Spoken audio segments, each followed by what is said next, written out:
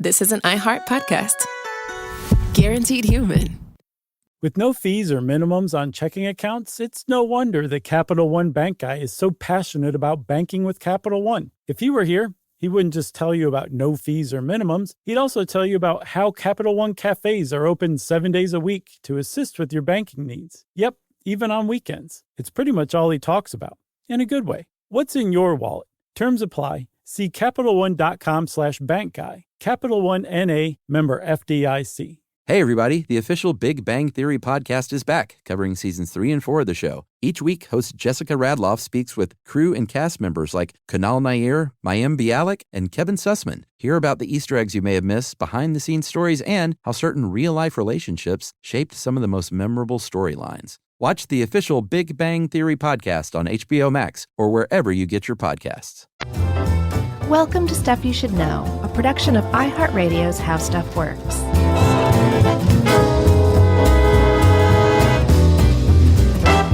Hey, and welcome to the podcast. I'm Josh Clark, and there's Charles W. Chuck Bryan over there, and there's Jerry over there. And this is Stuff You Should Know about barefoot running. Don't do it. Says Chuck, Josh says, do it if you want. Oh, it's just because it's running. It has nothing to do with being barefoot. Oh, really? I gotcha. Yeah, man, I don't know. I'm not a fan of running. I love it. I love walking, but I don't know. Have you ever just tried to walk faster? Oh, I walk super fast. I'm kidding, by the way. Walking fast and running are not the same thing. No, they're not. No. I don't know, man. It's just a lot of wear on your body. I don't think humans were meant to run like this. Well, and Chuck, you would be running afoul of an entire subgroup of people who believe that not only humans should be running barefoot, but that we're actually designed to run long distances. Yeah, I think the idea was that we evolved, and this sounds crazy to me, we evolved to run long distances so we could eventually just outrun animals who got tired before we did. Yeah. That's crazy. Yeah, so if the animal... I'm just going to run after this boar until it gets tired. Sure. That doesn't make sense to you anthropologically? Sure, if that's true. Well, that's the thing. It's like...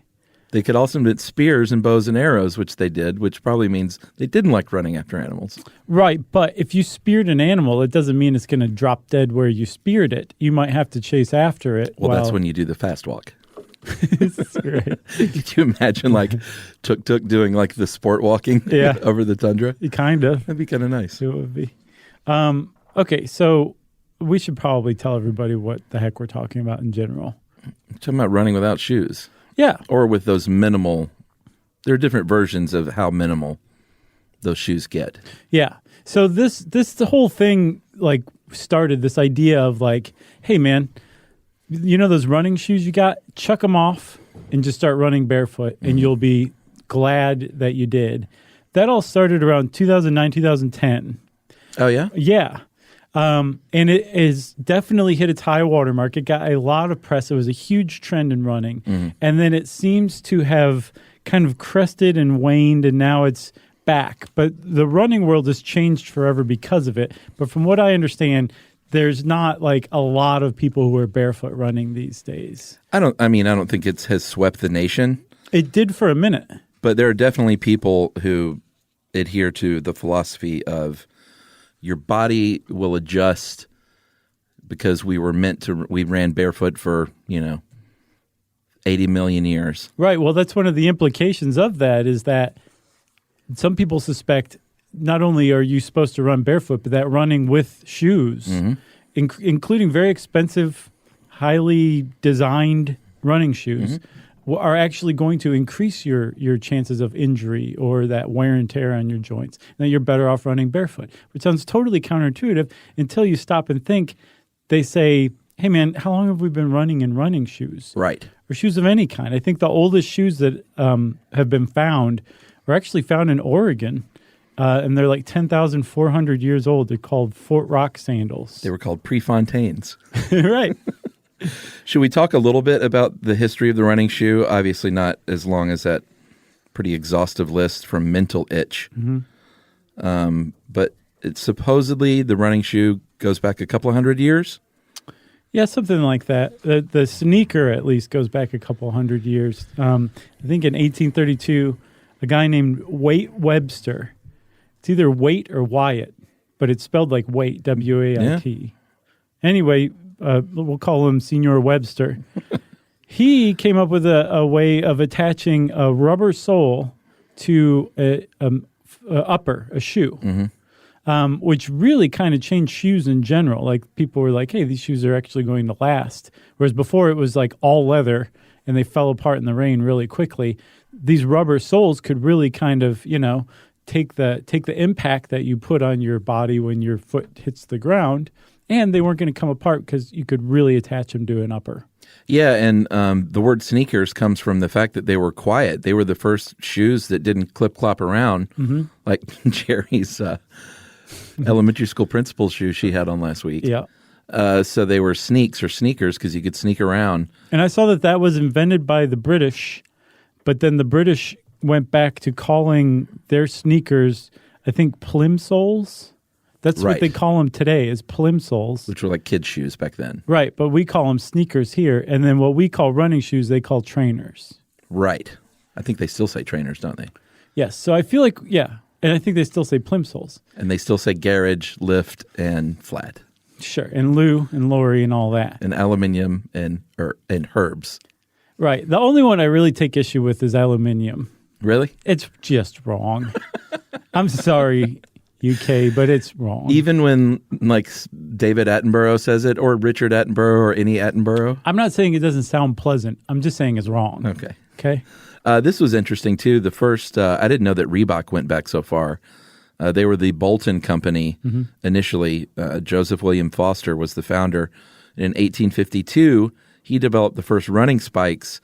And it sounds like in the 1860s, for like the next decade, running spikes were just sort of shoes with spikes, like regular shoes with spikes on them. Yeah, and you would hope that they'd flatten out the end that pressed against your feet, but I suspect that they didn't always, not to your satisfaction. Right. And then, of course, other developments in the 70s, air cushion shoes, and then eventually the gel insert, or not insert, but the gel cushioned heel. Right. And that was from ASICS in the 1980s. And I always thought that was kind of a scam, but apparently close to 30% more displacement of impact than the air technology. Yeah, and the air technology had been invented, I think, a decade or so before. It was NASA, right? Yeah, by a guy named Frank Rudy.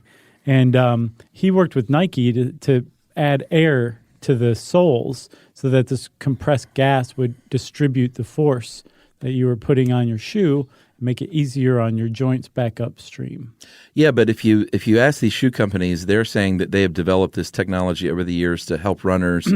If you asked a skeptic and a barefoot enthusiast, they'll say, man, this running shoe thing is just a big marketing money-making scam. Right. Because what they point to is, okay, the modern running shoe, actually it was New Balance that came up with the modern running shoe in 1960 with their Trackster. But most people point to the 70s and Nike's waffle shoe as like the birth of the running shoe. Yeah, because isn't that when running for exercise kind of really started as a mainstream thing? That's what I learned. That's what I learned from Forrest Gump. Oh, really?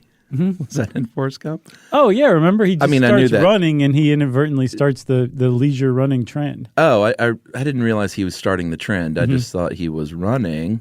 Right. And then people started being like, what is that guy doing? I'm going to run alongside him. And he ended up starting the running, jogging trend. And then moviegoers sat in an audience and thought, why is this even in this dumb, long movie? I like that movie.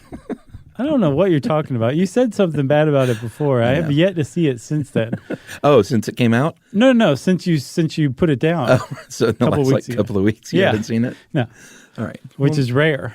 Maybe don't then. So, but they point to this. They say, okay, from the 70s, when we started this running shoe thing, we like running injuries haven't gone down. Right. In some cases, they've increased. And in fact, things like shin splints, I believe. Yeah. Plantar fasciitis. Knee injuries, and a couple other things have actually increased.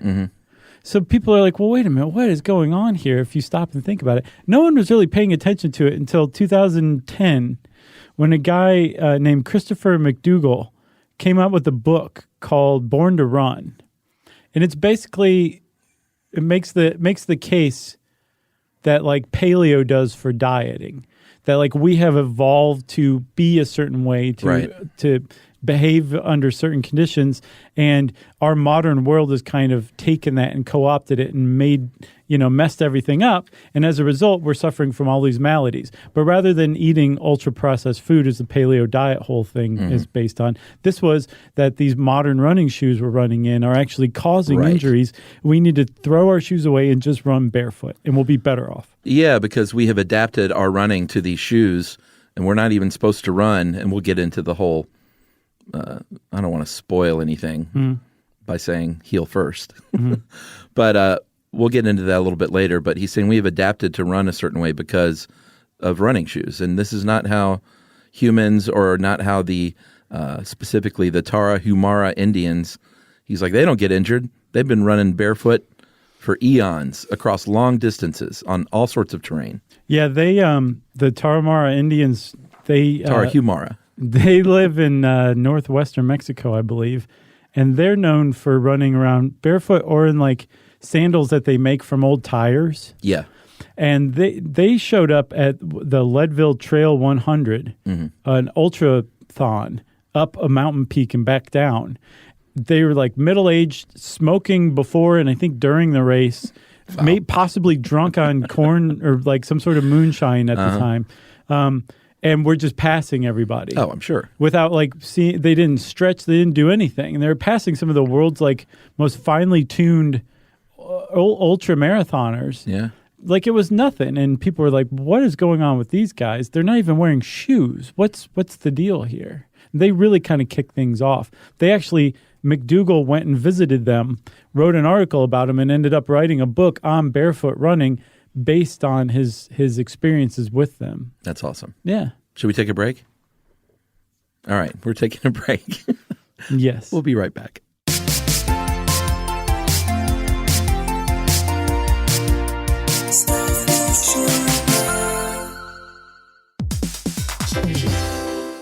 Hey everybody, we're here to talk to you about Wayfair, who believes that spaces should be functional, they should be comfortable, they should be well-designed, and they can be well-designed by you with their help. Your updated space should feel more comfortable, inviting, and practical for everyday use. And we're talking about outdoor seating. We're talking about grills. We're talking about major appliances. If you need storage solutions, Wayfair can help you out. Patio lighting, rugs, decor. It is your one-stop shop for home. Yeah. I mean, it's getting nice out, so it's time to think about living outdoors for the next few months. And Wayfair knows that outdoor furniture, it's heavy, it's intimidating to assemble. So Wayfair has stepped in and said, we're going to handle the hard part so you don't have to. That's right. You can shop Wayfair Verified, your shortcut to the good stuff. And that means their team of product specialists are going to vet everything by hand using a 10-point inspection, testing things like, quality materials, functionality and features, and even how long it takes to build that piece of furniture. And the overall experience save time, reduce hassle, and improved convenience. Patio season is here, and these deals won't last. So head to wayfair.com right now to get your outdoor space ready for way less. That's WAYFAIR.com. Wayfair, every style, every home. Hey everybody, I want to talk to you a little bit about Tide Evo because it represents over 10 years of innovation and product development. Tide Evo is a first-of-its-kind technology where tens of thousands of minuscule fibers are spun together to form a 6 times powerful layer packed with scrubbers, brighteners, pre-treaters, and fresheners. And that's going to deliver a breakthrough clean that's so powerful, it feels like magic. Yeah, it is kind of like magic. Tide Evo is revolutionary. A 100% concentrated, waterless laundry tile that's made of compressed microfiber soap layers rather than liquid or powder. And it's not like pods or sheets because it uses 6 layers of detergent fibers to deliver superior cold water cleaning without plastic packaging of any kind. And it provides a mess-free, lightweight solution that dissolves lickety-split. So whenever you run into a laundry challenge, turn to Tide Evo. It's revolutionary. It's magic. Try new Tide Evo. Real laundry magic.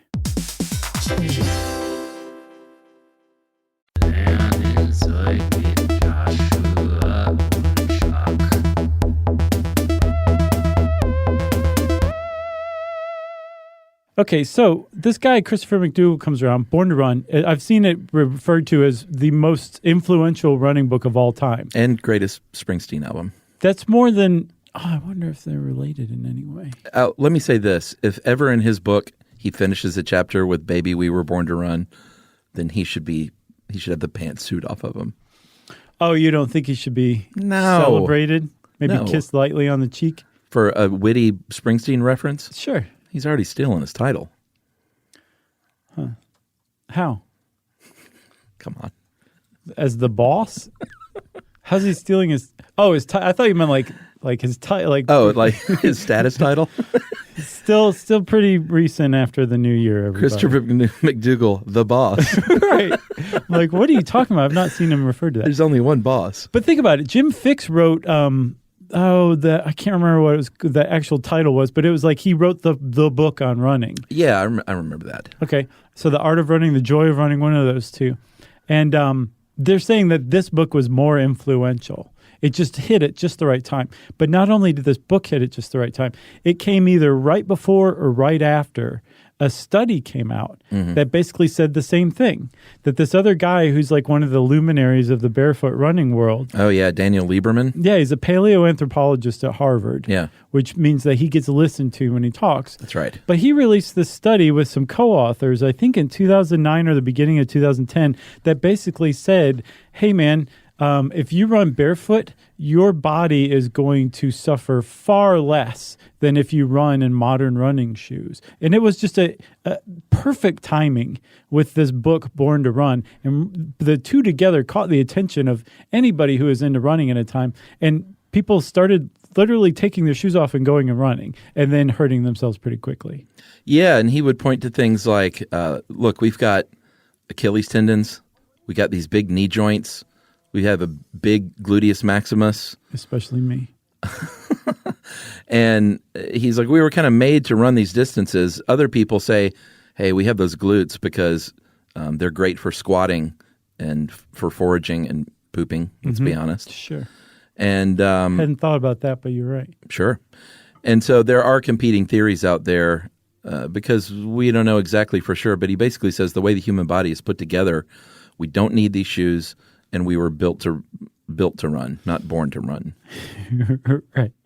But the other idea of this is and this is really what he uses to like get people to buy into it, is like we evolved to run this way. Running with shoes is unnatural. Yeah, and it doesn't matter who you are, even if you're super fit, if you're running with running shoes on and you're a runner, you have an 80% chance of getting injured at some point. 8 out of 10 people. Every year, he said. Yep, get injured every single year. And even if you're in, like I said, super great shape and you run all the time, in fact, if you run all the time, you're probably more likely to get injured. Right. Because, again, we didn't evolve to wear super cushiony gel shoes. Right. When we run, we evolved to run barefoot or maybe in some very thin sandals or something like that, minimalist shoe wear. And he also said, well, some of the other modern problems that we have, or some of the other problems that just come along with walking around in these shoes, things like supination, pronation, which I do. What's pronation? It's where when you're walking or running, left to right. The inside of your heel is curved downward. So your shoes eventually, when you look at the sole and the cushioning, they're worn on one side or the other. Yes. More. Yeah.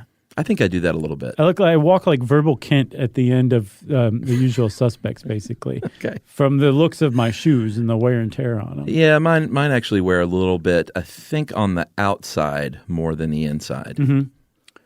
Okay, so that'd be supination. And that's just walking shoes. That's supination. Yeah. They're two sides of the same problem, which Right. is that your feet, your heel is not landing in line in the same axis with the front. It's tilted. I think there's like 3 different things going on biomechanically. But what people like Christopher McDougall and proponents of barefoot running say is, buddy, that's because you're walking on these padded soles Right. of shoes that like they're new. They haven't been around for even half of a century yet. Our feet are not designed to walk like this, and so that's why you're doing this. If you'll stop running in shoes, your pronation or your supination will actually fix itself. And Right. there is some data that is actually true. That Yeah. those things, biomechanical disorders, can be fixed by running or walking barefoot. Other people say, no, if you have a biomechanical disorder like supination or pronation, you have no business going barefoot. The barefoot proponents say, do not listen to that guy. He's a dork. Right. And then they say, you really don't need to bring name calling into this. Yeah. They said, whatever, dork. Yeah, would you say dork? Remember in Police Academy where they wrote dork on Mauser's chest with suntan lotion? Right. He got a real red burn. Just realized I was reminiscing about Police Academy. I'm watching the TV show Party Down for the third time now. And there's the great, did you ever see that at all? Still have not. It's a catering company and each episode is a different party. And there's one party where they go to Steve Gutenberg's house for his birthday party. Right. And he's like, oh man, I forgot. Like we actually had a surprise party my friends threw for me. So there is no birthday party. But he's like, I don't want this to go to waste. Why don't you guys just come in and call your friends? We'll have a party. Right. So it becomes like a party at the Goots house. That's awesome. It's a really good one. I'll bet that's probably how it would go down in real life. He at least seemed like a good guy on this fictional TV show. Sure. Who got their start on that show? I don't know about getting their start. I mean, well, who's on it? it starred Adam Scott and Ken Marino and Jane Lynch. She didn't get her start on it, but she got it pre-Glee and then had to leave the show when she got Glee. Oh, okay. And was replaced by recent, Megan Mullally. I think it was like 7 or 8 years ago. I saw her on an episode of maybe Law and Order or something like that, like old one. Yeah. And she was like playing serious like pathologist, showing I think Lenny Briscoe something in somebody's tissue or something like that. And I was like, oh, that's Shane Lynch. It was like where she was like, am I a serious actress? Am I a comedic actress? Right. Why not both? Yeah, she was good. Our buddy Kristen Bell was on it. Martin Starr. Okay, maybe it was good Kristen stuff. Bell. I was like, she didn't get her start though. Was that after Veronica Mars? Oh yeah, Okay, yeah. She sort of did a guest starring thing. gotcha. But it's Ken Marino at his best, and he's like one of my heroes. Martin Starr was on Freaks and Geeks and then later on Silicon Valley, right? Yes. Okay, I love that guy. Yeah, he's great. He actually, since we're already sidetracked, you should at some point try and bring yourself to listen to the Mark Maron episode with Martin Starr. Why would I have any trouble listening to Mark Maron? I don't know. Really interesting guy, Martin Starr, I can only imagine. and different than you might think. Oh, really? Is he very Yeah. like twee and whimsical? No, he's very intense and heady, spiritual and heady. Oh, yeah? Super smart. Yeah. Not that I thought he was dumb, but he can play that. I gotcha. All right. Where were we? We were talking about barefoot running and how the people who are proponents say if you throw your shoes away, you will fix all these modern problems. Yeah. So the idea is that, your feet have these nerve endings that will give you feedback when you're making contact with the ground that you don't get when you're wearing these shoes. Right. And they will tell you how to walk, basically, depending on what kind of terrain you're on, and your body adjusts accordingly, and Yeah. had for many, many years. Right. The other thing that they say is without shoes, you actually run differently than you do with shoes. And this seems to be the genuine article argument for or against barefoot running. And it seems to kind of land in favor of barefoot running, to tell you the truth. So should we talk about the old heel first thing? Yeah, heel striking. Yeah, heels, when you run, if someone, because I don't run, but if someone were to, steal something from me on the street and I had to run, you would see me take off down the road and you would notice that my heels are striking the ground first and with a pretty great impact. And people like me would see you and be like, "God, it's terrible form." Yeah, and say, you're never going to catch that guy. Just don't even bother. So when you run like that, it actually hurts pretty quickly. And you're actually propelling yourself in a weird way backwards. Like when you bring your heel down, your foot is up and your heel is actually hitting the ground at a direction opposite the direction that you're trying to go. Yeah, forward. if you like freeze frame that for a kind of a long running stride, that's what it would look like. So just as far as like running form goes, it's not a good way to run. Anybody who runs can tell you that you're not supposed to heel strike, although it feels very natural when you're in shoes. Right. If you take off your shoes and you heel strike, you'll take about 2 steps and just your head will just explode with pain. Yeah, and your heel. Yeah, because your heel is not made to be run on. Now, if you lean forward and run on the midfoot or the ball of your feet, you'll find running barefoot is much more comfortable. And that's what a lot of people who are proponents of barefoot running say is this is how you're supposed to run, and this is how barefoot running makes you run. Yeah. When you wear shoes, it's much easier to heel strike. You have to remember not to do that. Right. Like a sprinter, when you see these Olympic sprinters, they're not heel striking. Right. They're pitched forward a bit, and they're running up on the front, or at least the mid of their foot. Mm-hmm. And you see how fast they go. I took a running class once. College or? No, it was like just to learn how to run better. Like a just like out workshop. Out in the world? What's it called? Continuing education? Yeah, adult ed. Night school, I think. And what I was taught was that running is falling forward and catching yourself over and over again. So the whole time you have to go, whoa! Right. You just flail your arms, basically. But you do that in a controlled manner. Right. Obviously. Uh-huh. But that's it, when you learn that and you try it, it forces you to run on the balls or the midfoot. Midfoot's what I learned is the best way to do it. So you did this to learn like proper technique and stuff? Yeah. Oh, that's cool. Yeah. And once you try it, remind yourself that you can actually feel yourself doing it, and you realize you're in the right form when you feel like there's this slight falling forward sensation. Yeah, the last time I did any kind of running was when I was playing softball, which is all sprinting, and even for a guy with extra pounds, I was always pretty quick, believe it or not. Burst of speed, and I would just naturally. Jerry's laughing over there. I would naturally run, not on my tippy toes, but kind of pretty far forward, mincy. Yeah, I would mince toward that first base bag. Yeah, go ting, ting, ting, ting, ting. And people would be like, do you hear that tinking sound? And look how fast that dude is. Is that a rainbow trailing behind him in his wake? Yeah, he looks like he's about to fall over. And sometimes I did. Oh, really? No, I'm just kidding. But I saw other dudes. This is an old bar guy league. So you can see some pretty funny running and some weird balance issues. Sure. Guys kind of falling down and tripping and clumsy. Because of all the drunkenness. No, we didn't drink before games, but yeah. Well, what about during? No, I didn't. What about, okay. No, they would go afterward, but I didn't socialize with this crowd much. You hated them so much. I was just the ace pitcher who would come in and then go home and like ice my elbow. Oh, that's pretty cool. You were like the closer? No, I pitched the whole game. Oh, really? But I was a specialist. I gotcha. Specialist is just winning? Yeah, that was it. All you do is win, win, win? That's it. Well, let's take a break, Chuck, because I feel like this is so far off the rails, I don't even remember what the topic is. All right, let's do it.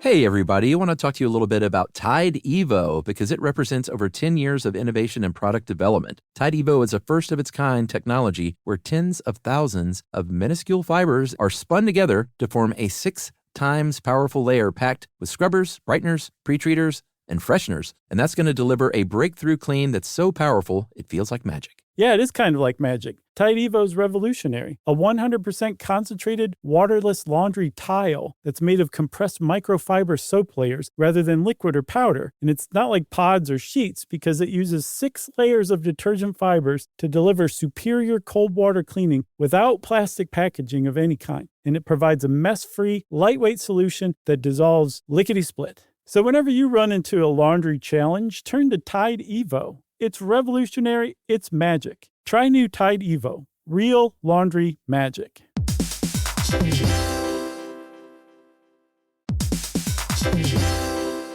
Dell PCs with Intel Inside are built for the moments that matter, for the moments you plan and the ones you don't. Built for the busy days that turn into all-night study sessions, the moment you're working from a cafe and realize every outlet's taken. Yeah, the times you're deep in your flow, and the absolute last thing you need is an auto update throwing off your momentum. That's why Dell builds tech that adapts to the way you actually work. Built with a long-lasting battery so you're not scrambling for the closest outlet, and built-in intelligence that makes updates around your schedule, not in the middle of it. That's right. They don't build tech just for tech's sake. They build it for you. Find technology built for the way you work at Dell.com/Dell PCs.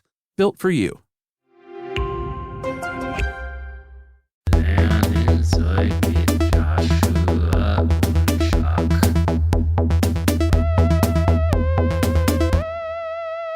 So what is the topic?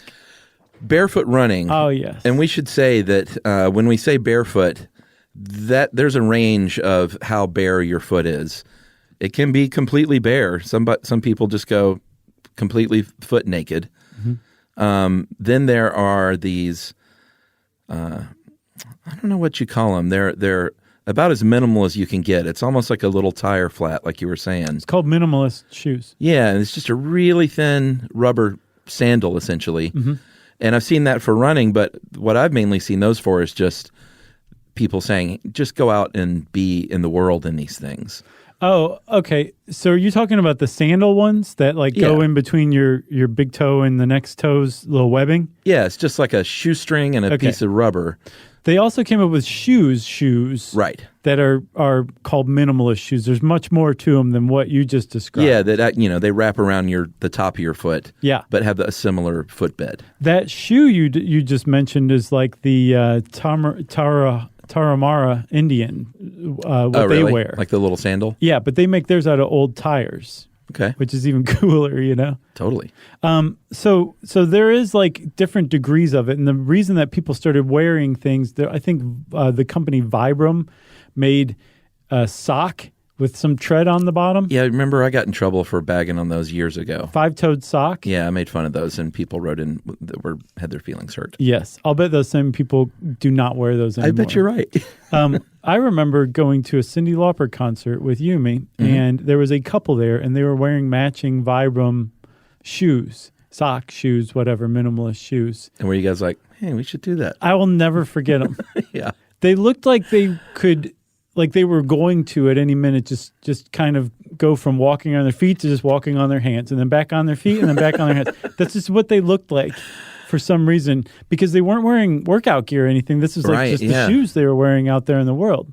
Because a lot of people say, like, no, don't just do this for running, like do this for life, basically. Yeah, I mean, I've always been a barefoot person. Mm-hmm. When I was a kid, I would play a lot in bare feet, and I always had really tough foot beds, natural foot beds. What do you call those? Just soles of your feet? Yeah. Sure. They're always pretty tough and still are. Yeah. Well, Daniel Lieberman, the paleoanthropologist, did another study recently, I think in 2019, and he found that, by the way, he won an Ig Nobel Prize for figuring out why pregnant women don't tip over. Oh, really? Back in 2009, yeah. Wow, what was the answer? The way that they lean backward, and there's additional lumbar support in their lower back, Gotcha. And I think maybe the way the fetus lays, it's all like, just kind of that's how we've evolved to not fall over, basically. Right.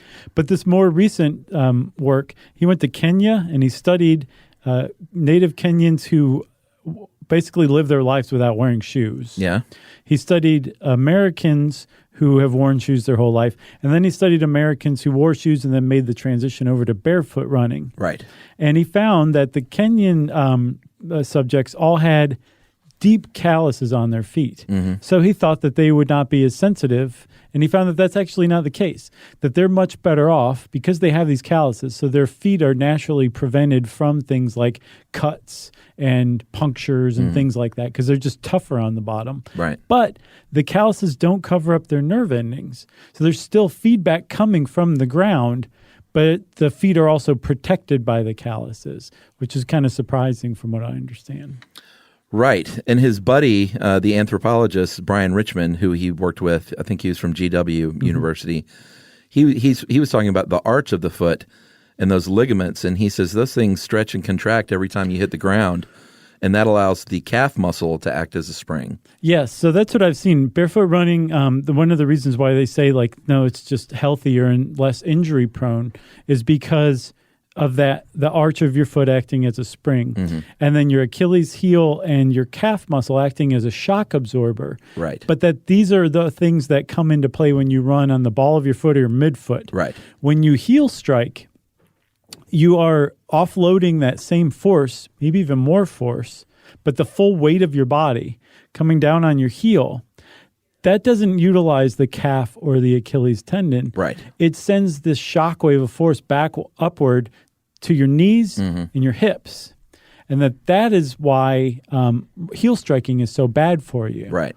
Whereas running on the ball of your feet is probably better, or your midfoot is probably much better you that force is distributed to the right places, in other words. Yeah, and the skeptics will say, you go out there and start running barefoot, you're going to get hurt. Mm-hmm. And then adherents will say that's because you just throw your shoes in the trash and go out and do your workout routine. Right. It's like, if you want to do this, you got to really wade into this water very slowly. Yeah. And they recommend sounds kind of silly, but they recommend doing something you probably do every day anyway, which is walking around your house with no shoes on. If you're a normal human being, yes. And then start walking outside on different terrains, just walking without shoes on. Soft terrains first. Yeah, like dirt or grass or something, then working your way up to pavement and asphalt and stuff like that. And then broken flaming glass. That's right. That's the where you end up. final one. But they say you really got to work into it. Otherwise, like any radical new thing you're going to do to your body, you can't just shock it. Yeah, and not just because of your feet and the bottoms of your feet either. Yumi tried the New Balance Minimalists years and years ago. Oh, yeah? Maybe 2011 or something like that. As a runner? Uh-huh. Mm-hmm. And she had read, I think the people who sold her the shoes even told her, don't get out there and do it. No, they said the no. opposite. Okay. They're like, do not do your normal run. Do a third of it, I think is what they said. And Yumi's like, nuts to that, and did her normal run, maybe even then some. And I thought she may have been crippled for life afterward. Really? Yes, because she was used to heel striking because she'd been running like everybody else this whole time. And all of a sudden she's running on the balls of her feet, not even her midfoot, the balls of her feet. So all that stuff is getting moved into the calf muscles, which just get overloaded with this workout and just laid her up for seriously about 5 days. She could not run. She was so sore. Could she walk or was she? Barely. Wow. Barely. Like the kind where, have your muscles ever been so sore that you feel like flu-like almost? Mm-hmm. Like that. Yeah. It was bad news. And she's Wow. like, you should try this. And I'm like, not on your life.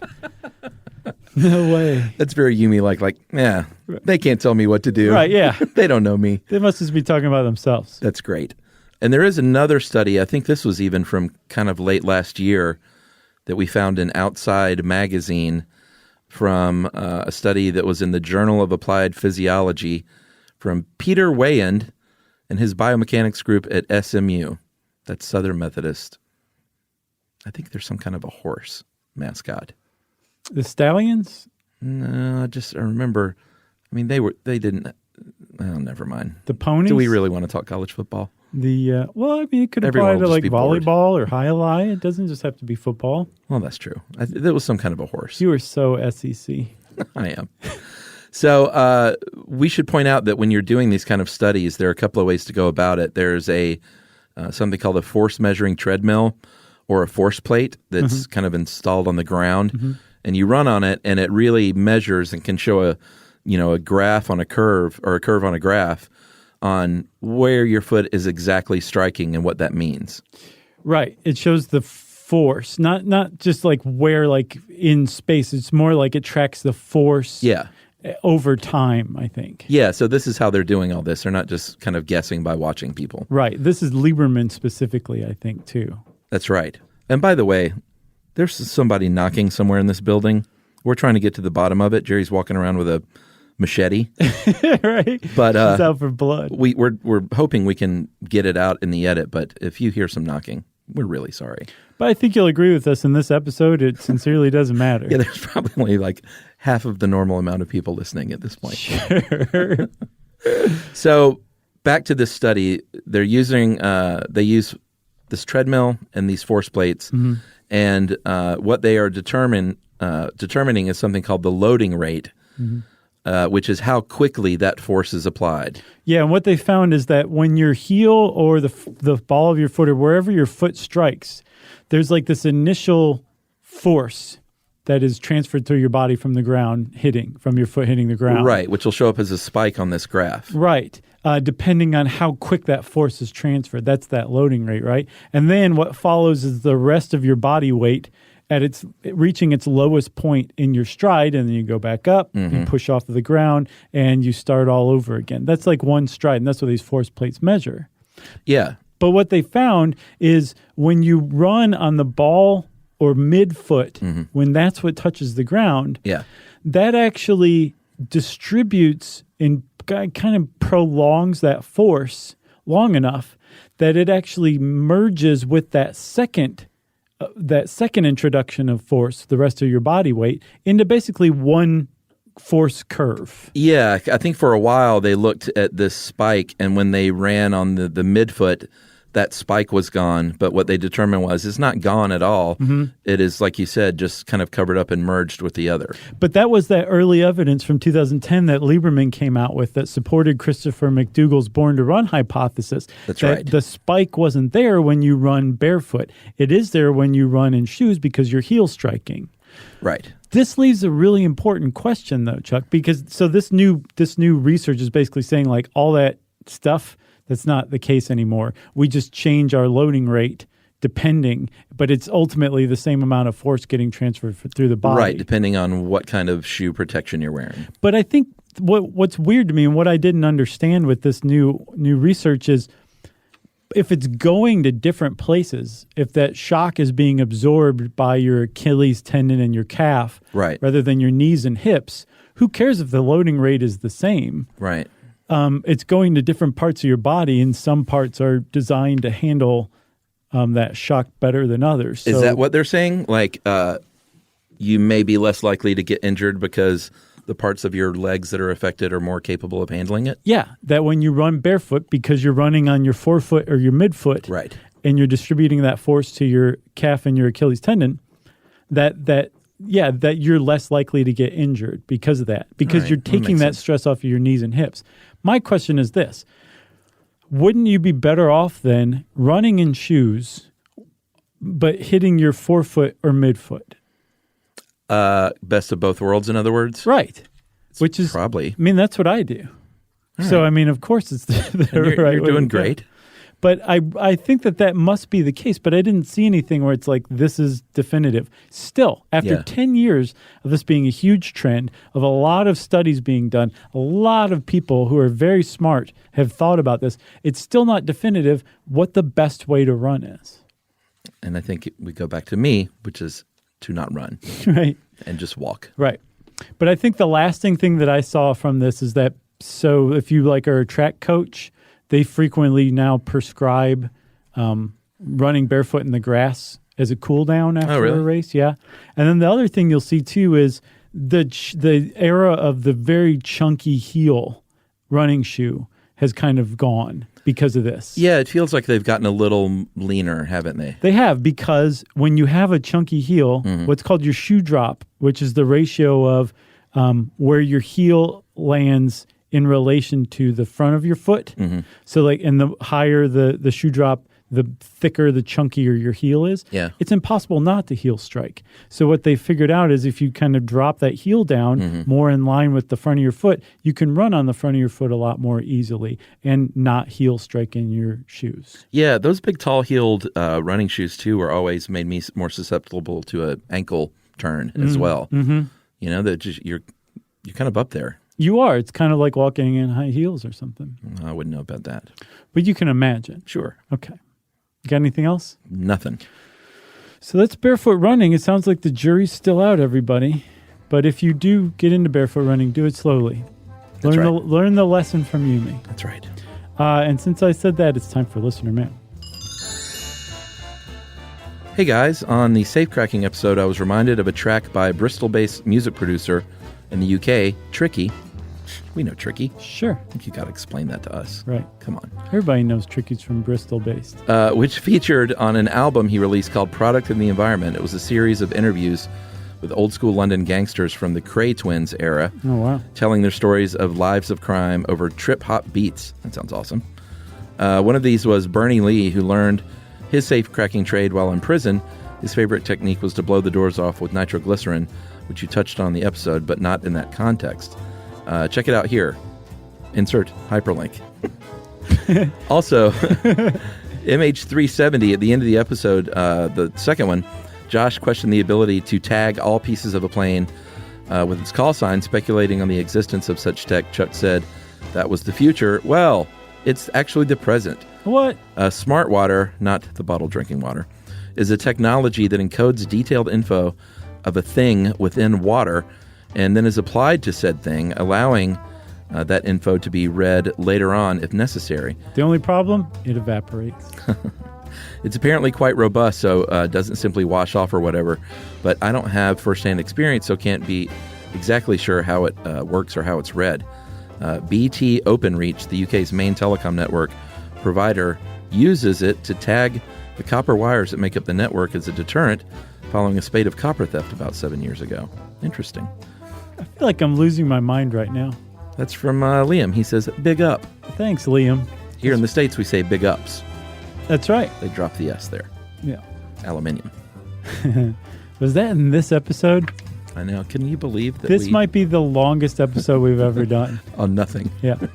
Well, if you want to get in touch with us like Liam did, you can go on to stuffyoushouldknow.com. And who knows what's there these days. Instead, why don't you just send us an email? Wrap it up, spank it on the bottom, and send it off to stuffpodcast@iheartradio.com. Stuff You Should Know is a production of iHeartRadio's How Stuff Works. For more podcasts from iHeartRadio, visit the iHeartRadio app, Apple Podcasts, or wherever you listen to your favorite shows.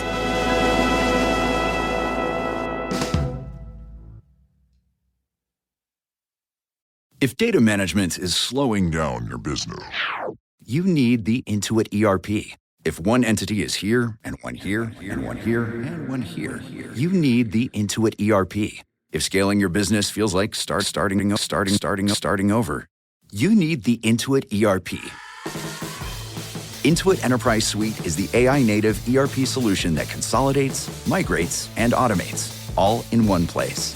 Learn more at intuit.com/ERP.